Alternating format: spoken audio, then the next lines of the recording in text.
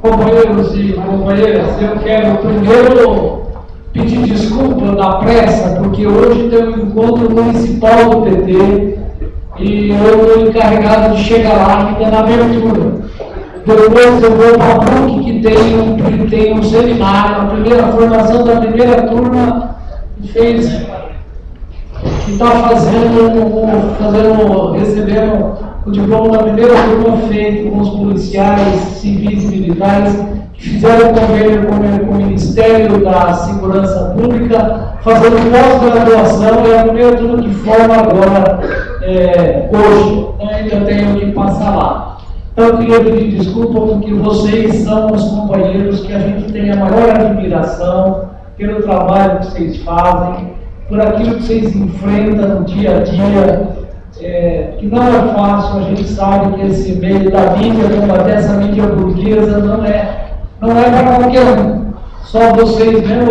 Eu sou um analfabeto, porque eu sou mais vagabundo, porque tem tanta assessoria ajuda, quando chega em casa é a mulher que ajuda. Chega lá, ela passa tudo o que aconteceu. Então eu não preciso, fico sossegado esperando a notícia chegar.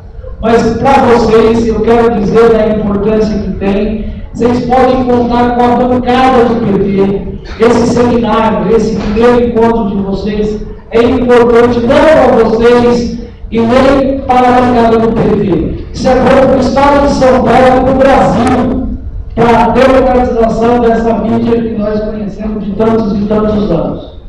Quero dizer para vocês, para encerrar, que a Assembleia Legislativa, o Canova, é o nosso companheiro jornalista da primeira secretaria, o Rui pôde comparecer, pediu para o Canova estar aqui. Amanhã, Canova, você vai estar aqui também para abrir a primeira secretaria, se vocês precisarem, vai estar à vontade. Então eu queria desejar para vocês um bom encontro e dizer que nós no PT contamos sempre com vocês, tá bom? Muito obrigado, um bom encontro para vocês.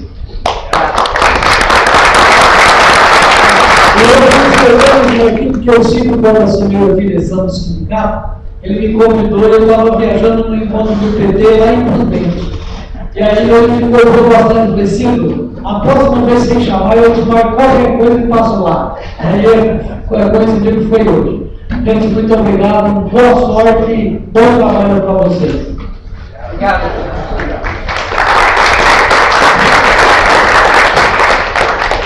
Eu gostaria de chamar agora a professora do deputado estadual Rubim Falcão. Canal.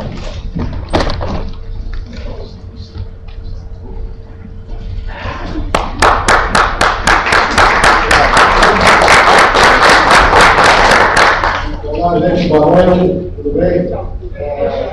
Em função de uma licença de saúde do presidente nacional do PT, Gilberto Araújo, o Rui Falcão está exercendo interinamente a presidência nacional do partido. Nesta condição, ele está participando do encontro, inclusive falou agora há pouco, e que sua presença é imprescindível. Mas o Rui deixou um breve recado aqui, que eu tomo a liberdade de ler para todos. Segundo o Rui, todas as iniciativas que ampliam as possibilidades dos bombeiros, do enterro e dos que participam das redes sociais, podemos expressar uma cada experiência, contribui cada vez mais para a liberdade de expressão e a democratização das comunicações no Brasil. Para Rui Falcão, este encontro ajuda a romper na prática o monopólio de meios de comunicação que, infelizmente, ainda predomina no Brasil. E saúda a todos vocês. Diz que a liberdade de expressão e comunicação, antes exercida de maneira unilateral por proprietários dos meios de comunicação, ganhou dinamismo próprio com a nova estrutura descentralizada e participativa das redes digitais.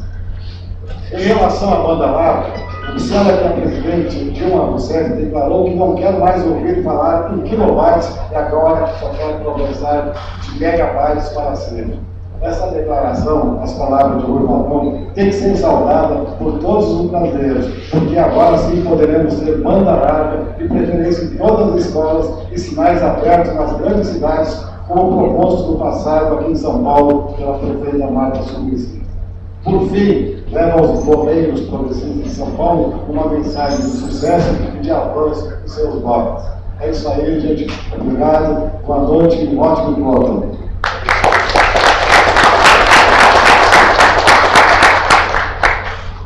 Então, pessoal, estamos aqui reunidos, blogueiros, twitteiros, facebookeiros, entusiastas do debate da democratização da informação. Esse é um encontro histórico, porque reúne pessoas que ficam nas trincheiras dos seus computadores, procurando ler inúmeras informações de vários tipos de órgãos de imprensa, e muitos veem as manipulações ou os erros, e cada um de nós, nos seus blogs, nos seus twitters, contribuindo para esse debate do fomento à democratização da informação, e aqui é muito importante nós estarmos aqui reunidos.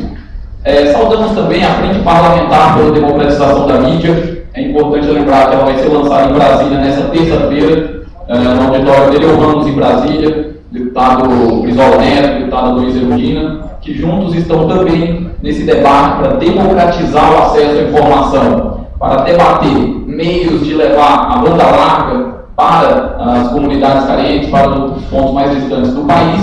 E esse debate é um debate plural, é um debate em que todos têm o acesso à informação e à produção da informação de acordo com as mais diversas fontes obtidas. Então, damos início oficialmente aberto ao primeiro encontro paulista de blogueiros progressistas de São Paulo.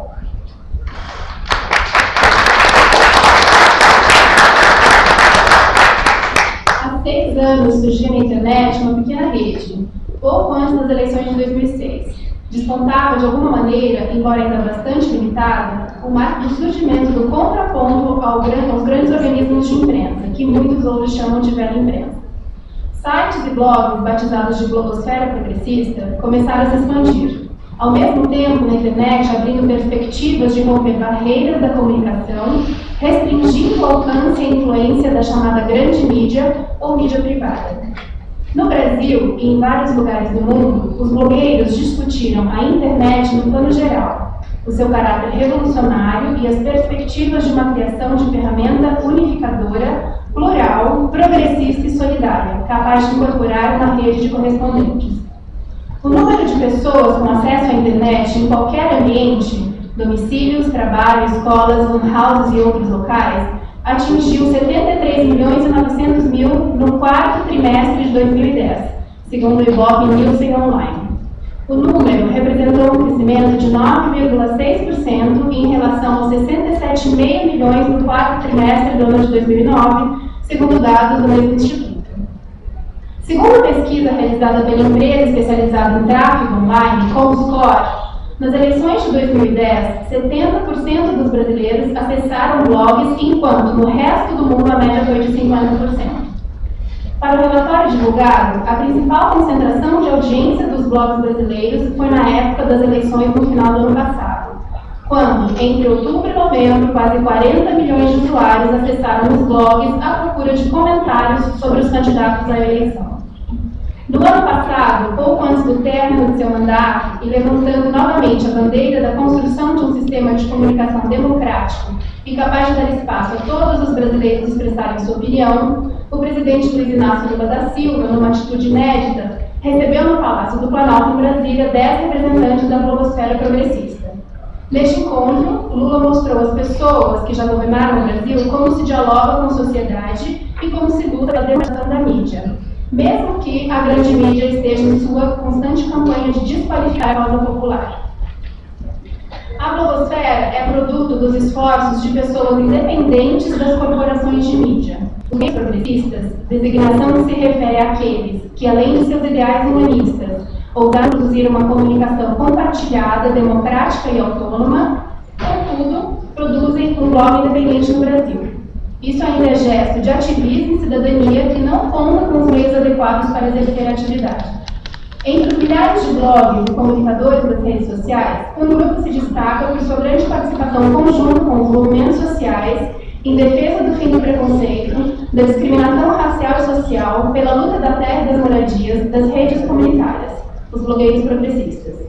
Em busca de soluções para as dificuldades que persistem para que a blogosfera progressista siga crescendo e ganhando influência em uma comunicação dominada por oligopólios poderosos, influentes e muitas vezes antidemocráticos, os blogueiros progressistas se unem para formular propostas de políticas públicas que contemplem as transformações pelas quais a comunicação passa no Brasil e no mundo. O primeiro encontro de blogueiros progressistas de São Paulo coloca em sua pauta de debates temas como o marco regulatório da mídia, focado na pluralidade da oferta de informação, no debate público, respeito aos direitos do cidadão e dos usuários e estímulo à inovação.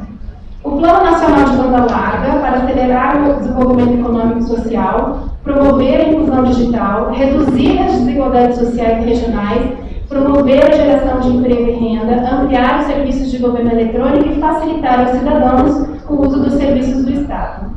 A presença de parlamentares nesse encontro propiciará o conhecimento de todos sobre o CONSECOM, Conselho Estadual de Comunicação, com a apresentação do autor do projeto de lei, deputado Antônio Mentor, e os deputados federais Luiz Erundina, de São Paulo, e Brizola Neto, do Rio, que falarão sobre o lançamento da Frente Parlamentar para a Democratização da Mídia.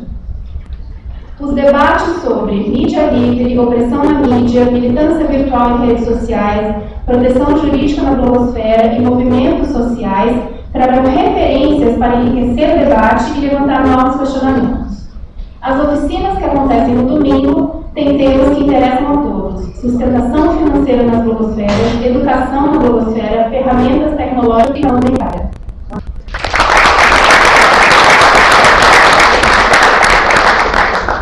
Gostaríamos de chamar agora o Eduardo Guimarães, do Bloco da Cidadania.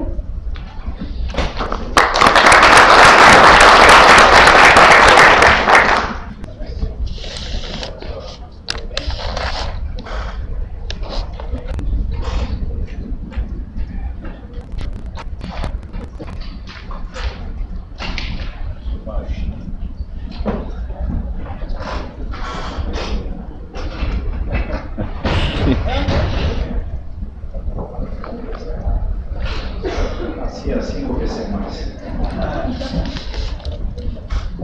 Diz que os melhores perfumes ficam os menores os piores venenos também.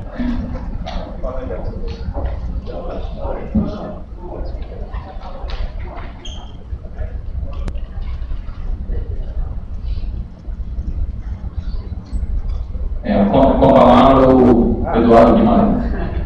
Ok. Primeiramente, eu acho interessante a gente se encontrar hoje aqui uma coisa que não poderia acontecer. Alguns vão dizer, olha, comecei esse blog em 2005 e já tinha alguma coisinha de Noblar, né? Mas o surgimento da internet, ele mudou uma situação que o pessoal um pouco mais de idade e tal, deve se lembrar que era uma coisa muito difícil as pessoas que tinham pontos de vista semelhantes e, nesta parte do país, progressistas e de esquerda, não dizer, unirem-se. Cada um de nós, os que tem um pouco mais de idade, os mais jovens não vão lembrar porque eles nasceram na internet, mas os que têm um pouco mais de idade sabem que muitos de nós, se não fossem ligados a sindicatos, a partidos, a alguma corporação qualquer, sentia-se o extremo inimigo. Porque aqui é uma parte do país onde o nível de conservadorismo é maior. E, principalmente, eu moro a 3 quadras aqui. Então, nasci nessa região, vivi nessa região toda a minha vida. E as pessoas que pensavam, tinham um pensamento mais de esquerda, sobretudo em lugares como esse, não se conheciam, não sabiam uma da outra. Então, a internet, ela permitiu que todos nós que temos uma visão, no mínimo, eu sei que politicamente uns são mais para lá, outros mais para cá, mas todos são progressistas. Todos querem mudar alguma coisa do país em termos de justiça social, em termos de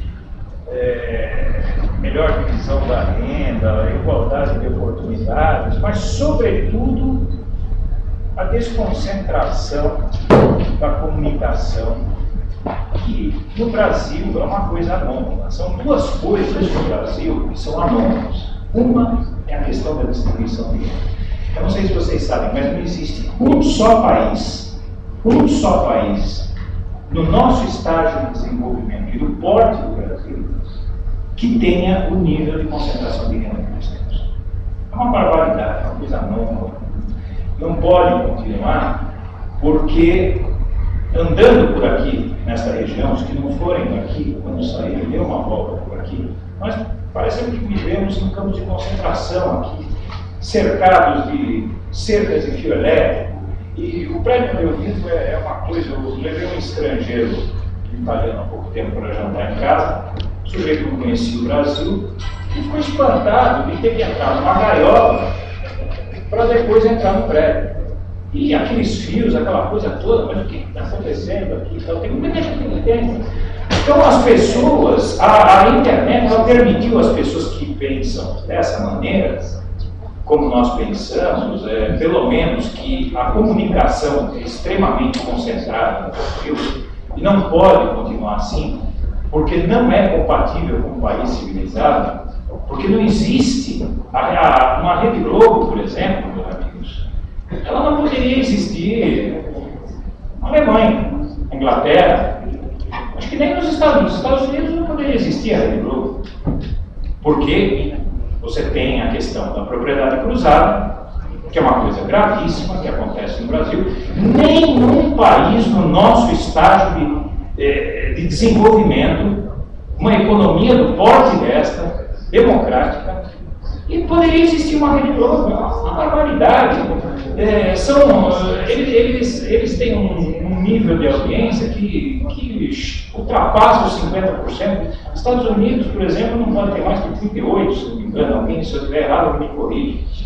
Acho que os Estados Unidos pode ter mais que 38%, não pode ter. A Globo tem tudo, ela tem jornais, ela tem televisão, ela tem rádio, ela tem portais de internet, tem TV a cabo, tem o diabo que se quiser. Tem o Congresso.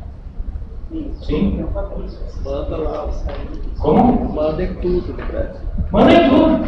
Manda em tudo. É um poder que intimida o Estado. Meus amigos, eu criei um blog. Veja bem, o que é a internet? Ela pode fazer com que qualquer um se tornasse um jornalista. Eu, por exemplo, alguns que possam me conhecer aqui, sabem da minha história, eu sou um comerciante, certo, trabalho no comércio exterior, leitor de jornal, não conseguia me expressar, comecei a enviar carta, os jornais pararam de publicar, quando surgiu o mensalão, o escândalo do mensalão. Eu estava fora do país, vi no exterior aquelas notícias, e já falei, não, peraí, mas assim não, estou querendo derrubar o governo. Aí eu estou fora. Eu até concordo, tem que investigar, mas não derrubar, vamos fazer as coisas direito. No Brasil, derrubar governo de esquerda no Brasil é clichê. Certo? Então, aí eu, que sou um sujeito que tinha espaço para manifestar em jornais, tudo isso, começo a enviar carta e eles cortaram meu espaço, porque aquilo que eu dizia, isso nós estamos falando em 2005. Eu falei, vou criar um blog. É um blog, pelo menos eu desabafo. Ninguém vai ler, mas eu desabafo. Tá certo? De repente, um sujeito que vende peças, não é, mas eu vendo peças para máquinas de construção na América Latina e na África. Quer dizer, tudo bem, sou letradinho, sei escrever direitinho e tal, mas falei, como é que eu vou difundir essas ideias? Nunca. Mas é esse princípio que nos une aqui. Essa é a importância da coisa, é o princípio de rede, de teia. Essa coisa começou a se interligar, uma pessoa ficava sabendo da outra, logo elas foram se aglutinando em blogs, logo aqueles que se sentiram motivados a criar blog, sentiram motivados, criaram seus blogs. E aí veio o Twitter para cá, vale fez com a festa deles. Então, você veio o Twitter, vieram as redes sociais. Então, estarmos aqui hoje é uma vitória e é uma coisa inédita na história do Brasil. Quem conhece a história desse país sabe do poder que os meios de comunicação sempre tiveram de pautar o debate político, de vetar ideias. Isso é o mais grave, né? Uma democracia que tem uma imprensa concentrada nas mãos de tão poucos, é uma democracia defeituosa, porque eles interditam o debate. Então, por exemplo, eu dou um exemplo, por volta de 1997, 98, já se dizia que a bomba do câmbio fixo ia estourar. Eu cansei de enviar cartas, enviei 1 milhão de cartas para jornais, e eles selecionavam Estadão, Folha, justamente aqui, nessa região, eles não deixavam passar, muito dificilmente deixavam passar críticas ao governo anterior, ao governo Fernando Henrique. Isso é uma posição política que ninguém precisa concordar comigo. O que o sujeito que está aqui, ele pode concordar, pelo menos é com o seguinte: a comunicação é anormalmente concentrada no Brasil, assim como a renda. Ponto. Daí, as nossas iniciativas estão mudando isso. Porque hoje o sujeito fala, nós vimos isso na campanha eleitoral do ano passado, inventaram uma bolinha de papel com tomografia, com todo aquele negócio lá, tá certo? No mesmo dia, naquele dia, daquela reportagem sem vergonha do Jornal Nacional, reportagem sem vergonha, né? Vamos falar a verdade, que tinha bolinha de papel, depois tinha um tijolo, depois tinha uma jaca, não sei o quê. No dia seguinte de manhã, já tinha na internet, foi à noite do Jornal Nacional, no dia seguinte de manhã já tinha na internet um laudo de um especialista lá do Rio Grande do Sul, inclusive no meu blog. E um monte de blogs ali, aquilo se espalhou em pouco tempo, e você consegue, num momento como esse, quem tiver o que mostrar e não estiver conseguindo mostrar, agora tem como, para o bem e para o mal. Ou melhor, para o bem, porque é sempre a verdade é o bem. O que interessa aqui a democracia brasileira é o quê? Brasileiro em qualquer parte do mundo, é que a verdade prevaleça. Quem estiver com a verdade que conseguir. Então, para concluir aqui para vocês, eu acho que é uma vitória estarmos aqui, uma vitória muito grande, coletiva, que é mais importante, né? A blogosfera não tem papel, não tem chefe, não tem líder, não tem nada, é anárquica, e essa é a grande força, é a beleza, e são as possibilidades. Primeiro, estava conversando com a Terezinha ali, é muito legal quando o que está acontecendo, acho que hoje, não só em São Paulo, a gente tem em relação a esse movimento da blogosfera.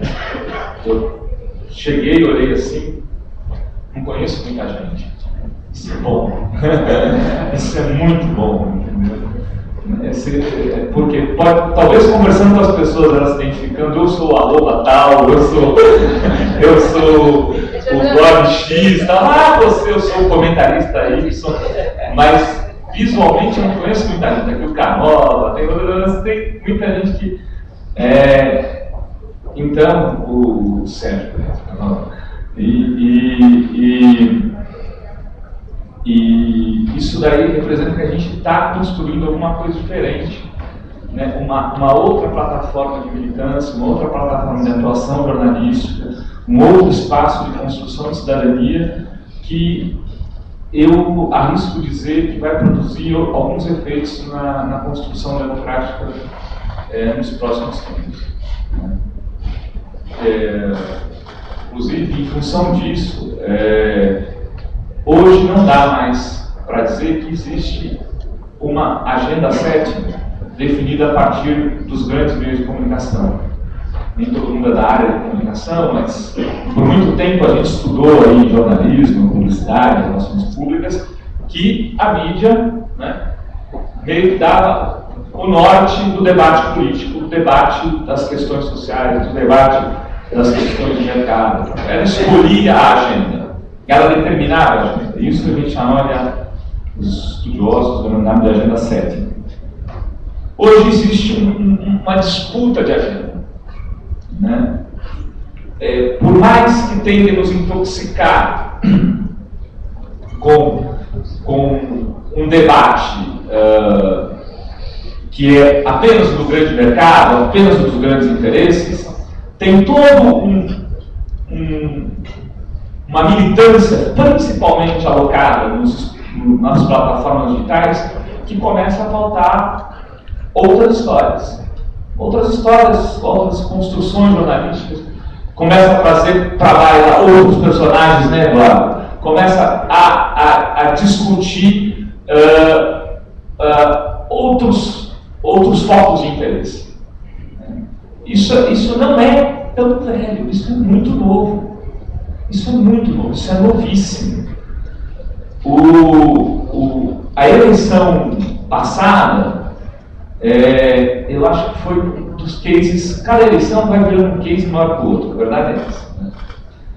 E a eleição passada foi muito interessante, porque eles botavam a agenda do Jornal Nacional, que era a agenda que era para durar 10 dias, 15, e ela caía em 2 horas. Era fantástico.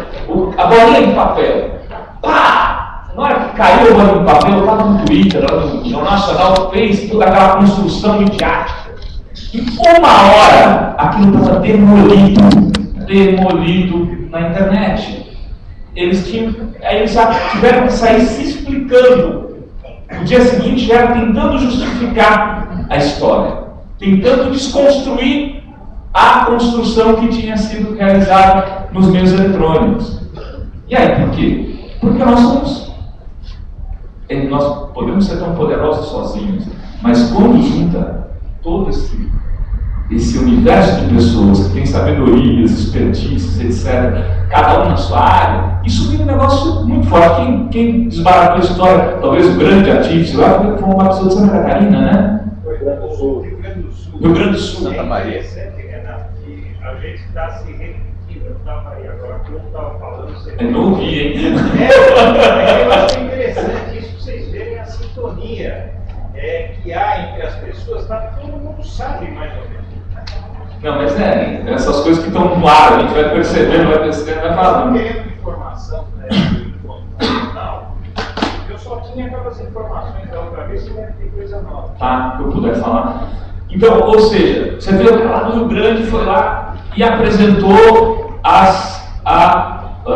tecnicamente desmontou a história. Então a história virou passado, virou notícia velha no dia seguinte, ou a 2 horas depois de ter saído do foro.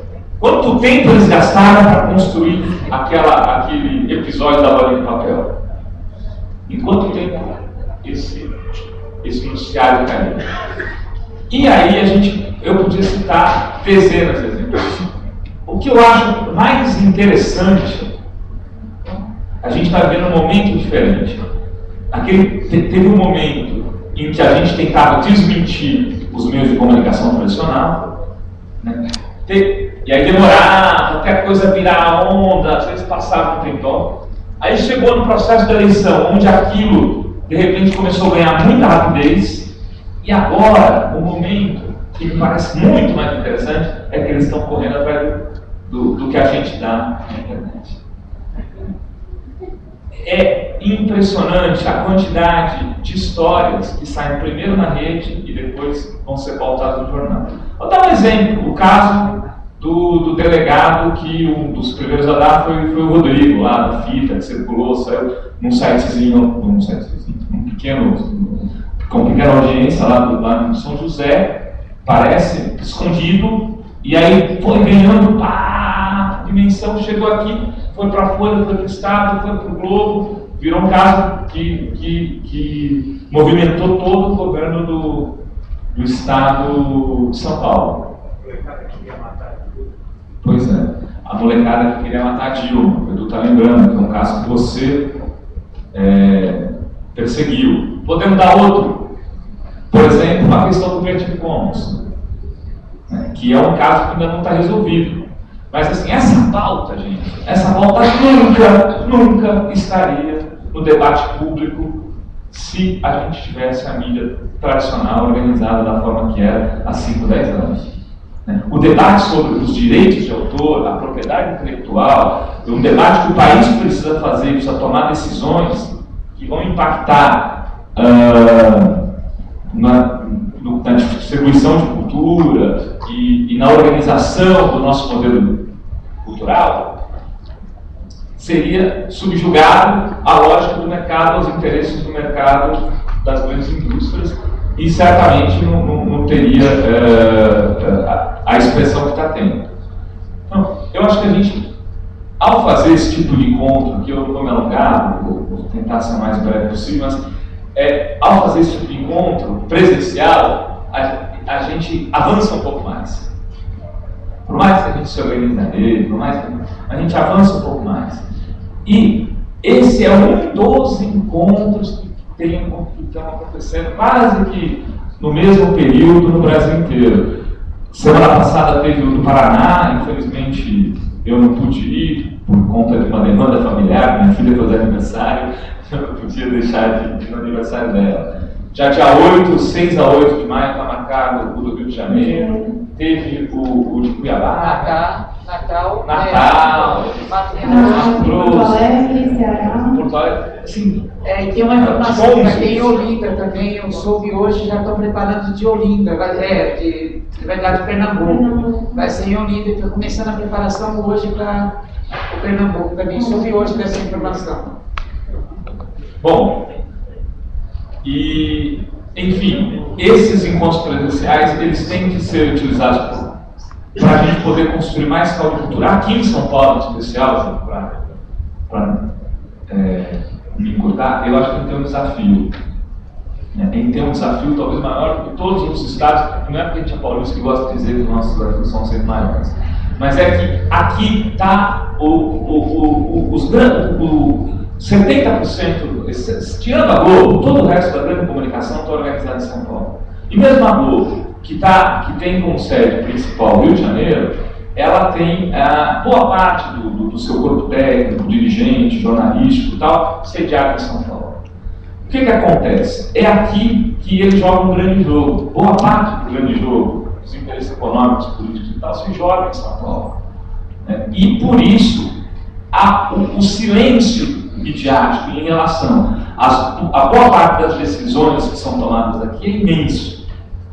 Tanto do ponto de vista das disputas políticas, principalmente, mas também dos interesses econômicos, dos grandes debates econômicos. Se discute aqui os investimentos do Rodanel, qual grandes, Tietê, o que foi? Sai aqui no ombro, de repente, se esconde.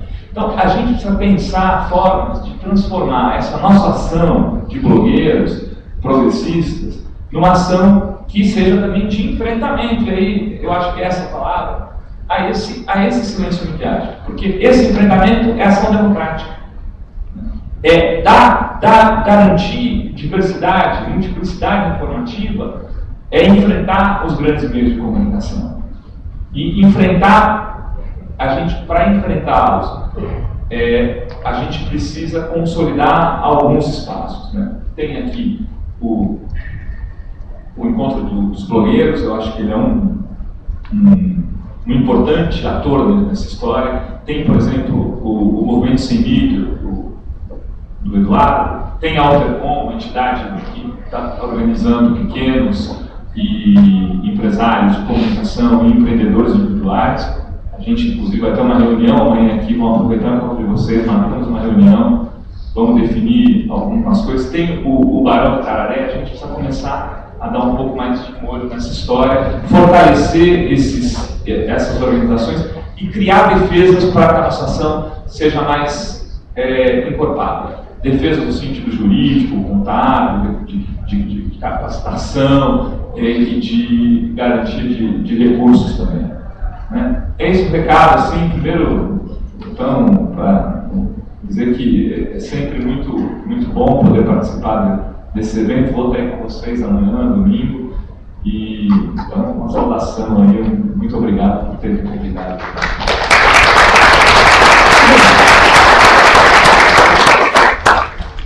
Para encerrar, o Rodrigo Cévalo faz parte da organização aqui do encontro, ele vai falar um pouco de educação, depois a gente vai seguir para o novo tema. Gente, tudo bem? 2 minutinhos. Eu acho que tem um tema absolutamente importante numa sociedade, que é a educação. E eu, como professor de sociologia, também sou advogado, mas professor de sociologia, eu vivo isso diariamente. E me assusta falar diariamente com a nova geração e ver que ela está absolutamente chipada pelos velhos meios de comunicação. Isso é assustador. Por que eu falo isso? Eu falo isso porque nós precisamos ter um projeto. A mídia que nós temos, ela tem um projeto de poder pedagógico. Antes da criança chegar na escola, ela já está chipada por eles. Nós precisamos criar o nosso projeto. Nós precisamos estar nas escolas com o nosso projeto. O projeto de contraponto a eles. É impressionante. As novas gerações cada vez menos querem ser. Elas cada vez mais querem ter. E isso numa escola é uma coisa que eu não sei como que funciona. Às vezes eu me pergunto, eu falo, caramba, como que eu consigo estar aqui, nesse período do dia, essas horas do dia, num espaço tão contraditório? Porque para mim é contraditório. Mas eu estou lá porque eu acredito que é possível mudar. E eu acho que os governos progressistas, eles precisam, nós precisamos ter um projeto de poder pedagógico como esse.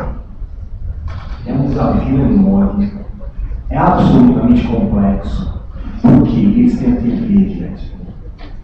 A TV, você aperta um botão, ela está dentro da tua casa.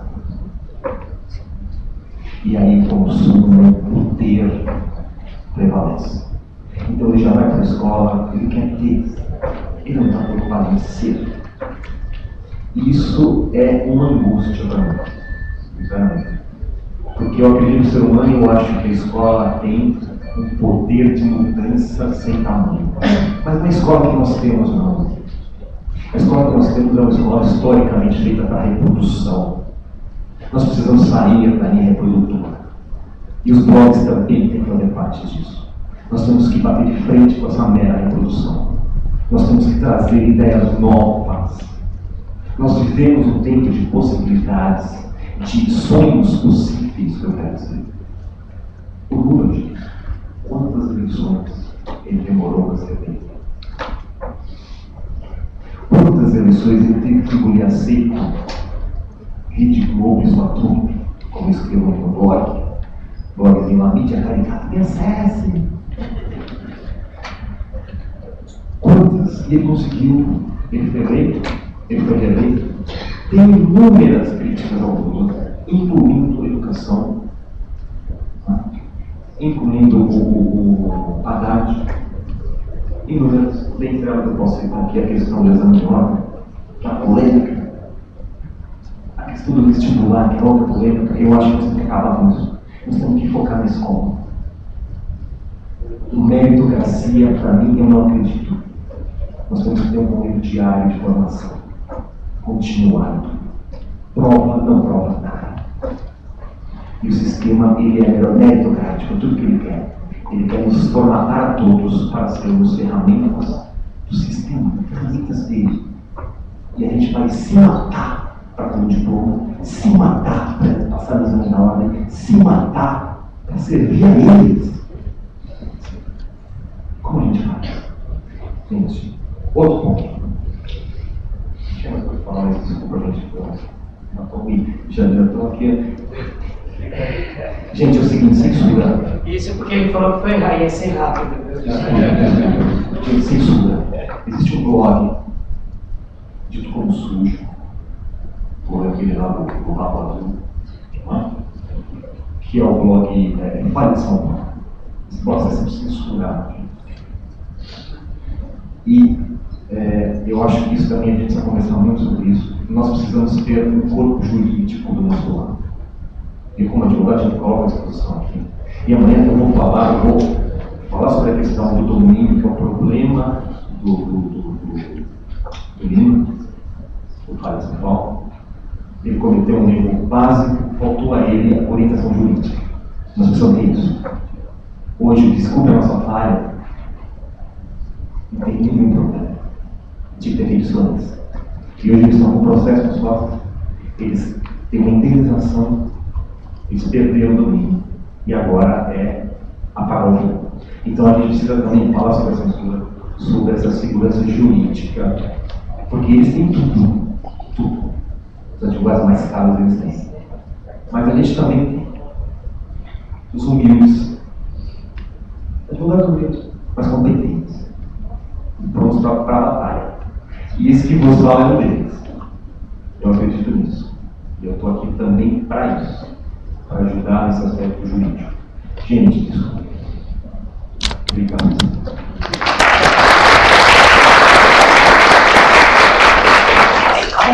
Nós gostaríamos de convidar todos agora para seguir a introdução dos prêmios, né? A gente vai ter o coquetel e o show do Fabrício Ramos, que vai tocar música pensante brasileira. Aqui do lado, por favor, vamos já. Só aproveitar, quem fizer as fotos de hoje, nós temos aqui com o nosso amigo aqui, com o pendrive. Só o César Neto.